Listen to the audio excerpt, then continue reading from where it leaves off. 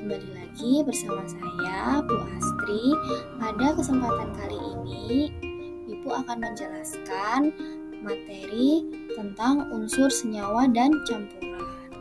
Nah, teman-teman di sini tahu nggak sih apa itu unsur senyawa dan campuran? Unsur senyawa dan campuran adalah segala sesuatu yang menempati ruang, memiliki massa, dan dapat berubah secara fisik maupun kimia. Nah, pada kesempatan kali ini, saya akan menjelaskan pengertian dari unsur senyawa dan campuran. Oke, yang pertama kita mulai dari pengertian unsur. Unsur adalah zat tunggal atau zat murni yang tidak dapat diuraikan lagi menjadi zat sederhana melalui reaksi kimia biasa. Contoh dari unsur itu adalah yang pertama ada emas, kemudian yang kedua ada besi. Oke, nah unsur sendiri memiliki ciri-ciri khusus nih teman-teman. Yang pertama ada terdiri dari satu jenis atom, kemudian tidak dapat diuraikan dengan reaksi kimia biasa, komposisi penyusunnya tetap, kemudian merupakan zat murni dan zat tunggal, dan yang terakhir adalah tersusun dari dua atau lebih atom yang unsurnya sama. Oke, nah unsur itu dibagi menjadi 3 kelompok.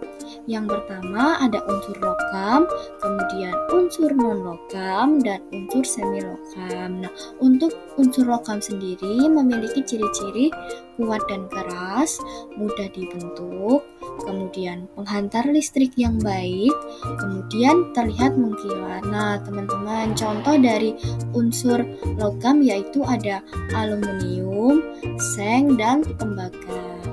Kemudian untuk unsur non-logam memiliki ciri-ciri tidak mudah ditempa, sulit menghantar listrik, dan permukaannya tidak mengkilat.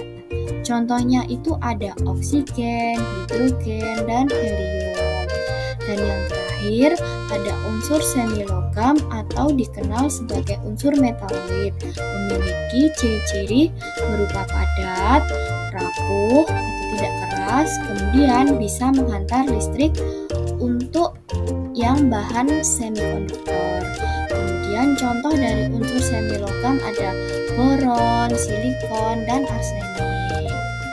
Oke, kita lanjut ke pengertian dari senyawa. Nah, teman-teman, kalian tahu nggak nih senyawa itu apa? Nah, senyawa itu adalah gabungan dua unsur atau lebih melalui reaksi kimia. Nah, contoh dari senyawa itu ada air dan garam dapur. Nah, sudah kalian lihat bahwa ada reaksi kimia dari karbon, kemudian direaksikan dengan oksigen, maka akan terbentuk karbon dioksida. Nah, karbon dioksida ini yang dinamakan dari senyawa yang terbentuk dari dua unsur. Kemudian dia bergabung dan menjadi senyawa yang dinamakan karbon dioksida. Oke, nah senyawa sendiri memiliki ciri-ciri khusus. Yang pertama, tersusun atas dua jenis unsur atau lebih. Kemudian perbandingan massa unsur penyusun senyawa itu tetap.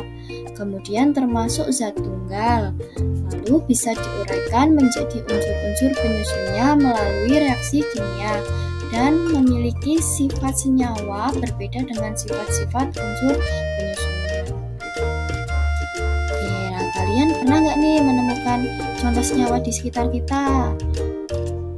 Pernah kan? Pasti. Nah, bisa dilihat bahwa contoh senyawa di sekitar kita yang pertama ada garam dapur yang memiliki nama kimia yaitu NaCl, dan kemudian ada cuka yang memiliki nama kimia yaitu CH3COOH. Pasti kalian semua pernah kan ya melihat garam dapur dan cuka apel. Nah, itu adalah contoh dari senyawa. Oke, next yang ketiga ada campuran. Campuran itu adalah penggabungan dua atau lebih zat yang masih memiliki sifat asalnya. Campuran tidak membentuk zat baru dan zat pembentuknya masih bisa dipisahkan dengan cara tertentu. Contohnya itu adalah air kopi. Pasti teman-teman udah pernah kan ya melihat campuran. Kemudian campuran sendiri itu ternyata jenisnya ada 3. Yang pertama, jenis pertama itu dinamakan larutan. Ciri-ciri dari larutan yang pertama yaitu bersifat homogen, kemudian zat larut tersebar merata, kemudian tidak dapat disaring. Nah, teman-teman pasti sudah pernah kan menemui larutan. Nah, contoh dari larutan itu sendiri adalah air sirup. Pasti kalian pernah minum ya air sirup.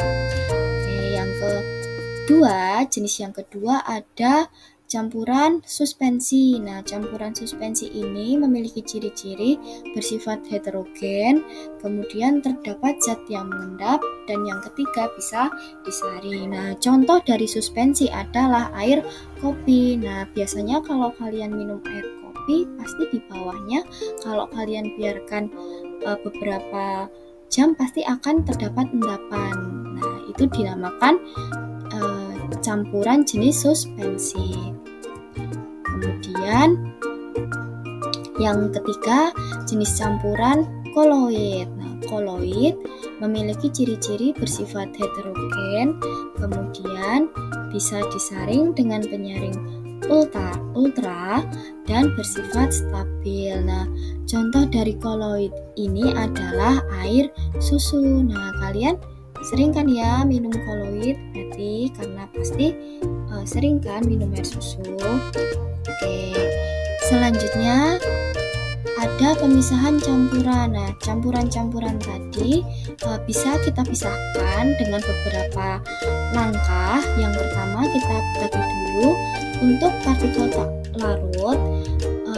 Cara pemisahan campurannya bisa dilakukan dengan penyaringan. Nah, penyaringan ini bisa menggunakan kertas saring. Kemudian ada yang kedua yaitu dekantasi. Nah, dekantasi itu adalah pemisahan campuran yang sedimennya sudah mengendap di bagian bawah dan cairan di atasnya dituangkan sedikit demi sedikit. Nah, jadi bisa kita lihat bahwa ketika kita mendiamkan sebuah campuran, kemudian di bawahnya ada endapan, kemudian kita bisa tuangkan cairan yang di atasnya sedikit demi sedikit. Nah, itu dinamakan pemisahan campuran dengan proses dekantasi. Kemudian untuk campuran partikel yang tak larut, yang pertama bisa dilakukan dengan cara distilasi. Nah, distilasi adalah pemisahan campuran dengan memanfaatkan titik-titik yang berbeda.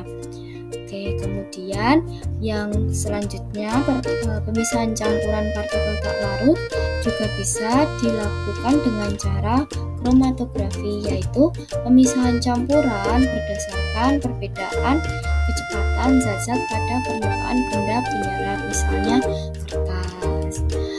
Oke, kalian sudah bisa semua kan?